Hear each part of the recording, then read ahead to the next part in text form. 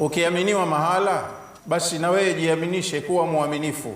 Isiwe sababu ya kuaminiwa ikakupelekea wewe tena ukafanya khiana kwenye amana uliopewa, ukafanya sivyo, ukawadhuru walio wengi, na wewe mwenyewe ukajisikia uko salama na kama kwamba hujafanya kosa.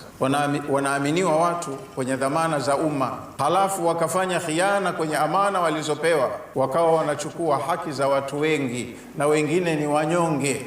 Yanawawia maisha magumu kwa sababu haki zao zinaliki, zinaingia kwenye mikononi mwa watu wasiokuwa waaminifu. Siku ya Kiyama utakuja kutakiwa ulipe haki za wote ambao uliwadhulumu, na hutoweza kufanya hivyo. Kwa hiyo tukiambiwa tumche Allah, tunatakiwa tujitahidi kujinasibisha na imani yetu na tuitendee haki. Ishi maisha ya uadilifu, ya uaminifu, kuwa mkweli, jua kilicho haki yako na kisicho haki yako, ili upate radhi ya Allah, na ukiondoka hapa uondoke hali ya kuwa akakuridhia.